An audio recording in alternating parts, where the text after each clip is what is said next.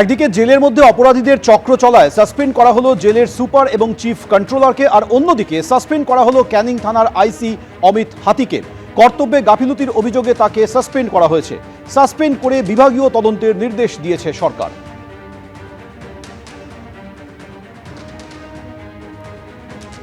এই যে জেলে অপরাধ চক্র চালানো হতো এবং সেটা নিয়ে আজকে নবান্ন থেকে মুখ্যমন্ত্রী শুভেন্দু অধিকারী কি বলেছেন একবার শুনবো। রক্ষকই ভক্ষক, nexus in between the controller and the guilty persons. আমরা কালকে ইভিনিংয়ে প্রিজনারদের রিলেটিভের কাছ থেকে ইনপুট পেয়েছিলাম যে প্রেসিডেন্সি জেলে হিউজ মোবাইল ফোন ইউজ করা হচ্ছে, ইনক্লুডিং স্মার্টফোন, এবং এর সঙ্গে জেল কর্তৃপক্ষ নটোরিয়াস ক্রিমিনাল তাদের একটা বড় নেক্সাস হয়েছিল, এবং আগের গভর্নমেন্টের যারা আগে সরকারে ছিলেন তাদের সাপোর্টও থাকতে পারে, আবার ক্যালাসনেসও থাকতে পারে, যে গোটা রাজ্যের অপরাধীরা জেলের মধ্যেও তাদের অপরাধী নেটওয়ার্ক চালিয়ে যাচ্ছেন with the help of a section of the ruler. সন্দেশখালীর কুখ্যাত ক্রিমিনাল শাহজাহান সহ যারা জেলে বসে এখনো নেটওয়ার্ক চালাচ্ছেন তাদের বিরুদ্ধেও কারা কর্তৃপক্ষকে with the help of Kolkata police এবং রাজ্য পুলিশ অবিলম্বে ব্যবস্থা নেওয়ার জন্য নির্দেশ জারি করা হচ্ছে। এই প্রেসিডেন্সি জেলের ঘটনায় দুজনকে সাসপেন্ড করছি। একজন mister N Kujur, superintendent of Presidency Correctional Home, আরেকজন দীপ্ত ঘোড়াই, chief controller of Presidency Correctional home.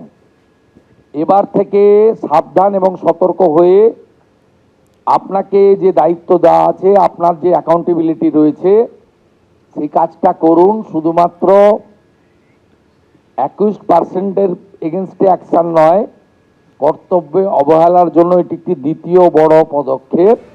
তোলাবাজির অভিযোগে তৃণমূল কাউন্সিলরকে গ্রেপ্তার করা হলো। প্রমোটার পেটানোয় যে তৃণমূল কাউন্সিলর সমরেশ চক্রবর্তীর বিরুদ্ধে অভিযোগ ছিল, যাকে পুলিশ সেই সময় খুঁজে পায়নি, পরবর্তীতে আদালতে গিয়ে আত্মসমর্পণ করেন ওই তৃণমূল কাউন্সিলর। এবার সেই কাউন্সিলরকে গ্রেপ্তার করলো পুলিশ। কিছুদিন আগে ফের কাউন্সিলরের বিরুদ্ধে সেই একই অভিযোগ সামনে আসে। গ্রেপ্তার বাগুইহাটির কাউন্সিলর সমরেশ চক্রবর্তী।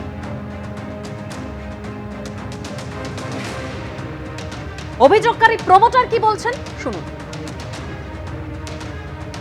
এটা 10 তারিখে আমাদের একটা বিজয় মিছিল ছিল বিজেপির। বিজয় মিছিল সেরে আমি যখন আসছি যুবক সংঘ ক্লাবের ঠিক একটু আগে প্রায় 7-8 জন মিলে আমাকে অ্যাটাক করে। সমরেশ চক্রবর্তীকে আমি পুরো অন দ্য স্পটে দেখেছি, আর খোকন বলে একজন ছিল, আর বাকি সবার নাম আমি বলতে পারবো না। ঠিক আছে, আমাকে বাস দিয়ে মারলো। ঠিক আছে, কারোর হাতে আরও কিছু অস্ত্রফস্ত্র ছিল।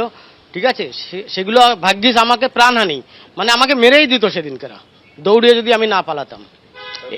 তারপরে তো ওখানে দৌড়িয়ে চলে আসলাম। এসে আমি আজকে সকালবেলা কমপ্লেন করলাম, সমরেশ চক্রবর্তী অ্যারেস্ট হয়ে গেল। পুলিশ প্রশাসনের কত সুন্দর কাজ, মানে ভাবা যায় না এই সরকার আসার পরে এত সুন্দর কাজ পুলিশের। আগে যে সরকার ছিল দুর্নীতিগ্রস্ত, তোলাবাজ, ঠিক আছে, মানে পয়সা ছাড়া আর কিছু চেনে না। আমাকে প্রচুর আমার নির্যাতন হয়েছে। আমার এই বিল্ডিংটাকে 9 মাস ওরা বন্ধ করে রেখেছিল, যেহেতু আমি কর্পোরেশনের জেনুইন প্ল্যানে কাজ করছি, তা সত্ত্বেও 9 মাস বন্ধ করে রেখেছিল এই সমরেশ চক্রবর্তী। আমার কাছে 1 কোটি টাকা চেয়েছিল, 50 লাখে পরে রফা হয়েছিল, আমি 27 লাখ টাকার মতো দিয়েছিলাম। ঠিক আছে, কারণটা এটাই, আর কিছু না। তোলাবাজ আজকে গ্রেপ্তার হয়েছে চিন্টু ওরফে সমরেশ, দেবরাজের ক্লোজ হ্যান্ড, এবং একে দিয়ে দেবরাজ তোলাবাজিটা করতো। আপনারা সবাই মনে আছে প্রমোটার, সেই প্রমোটারকে মারধর করে বন্দুকের বাট দিয়ে মেরে টাক তোলার ঘটনা, তারপর পুলিশ ম্যানেজ করে, তৎকালীন পিপিকে ম্যানেজ করে কোনোভাবে বেল পেয়ে যাওয়া। আজকে সে আরেকটা কেসে গ্রেপ্তার হয়েছে। যাই হোক, ছোট তোলাবাজ গ্রেপ্তার হয়েছে। আশা করব পুলিশ তাড়াতাড়ি এই তোলাবাজদের বাবা অর্থাৎ দেবরাজ চক্রবর্তীকে গ্রেপ্তার করবে। এখনও পর্যন্ত যা যা অভিযোগ আছে এরা মানে চুনোবুটি। দেবরাজের কাছে যা আছে, দেবরাজের কাছে যা টাকা আছে, এই টাকার সোর্সটা কি জানার দরকার আছে। আর দেবরাজ হলো অভিষেক বন্দ্যোপাধ্যায়ের অন্যতম হ্যান্ড। এই এলাকার গরু, কয়লা, বালি থেকে শুরু করে চাকরি বিক্রি থেকে শুরু করে সিন্ডিকেট সব কিছুর মূল পান্ডা হলো দেবরাজ। আজকে সমরেশ গেছে, কালকে দেবরাজ যাবে, অপেক্ষা করুন। এবিপি আনন্দ, এগিয়ে থাকে, এগিয়ে রাখে।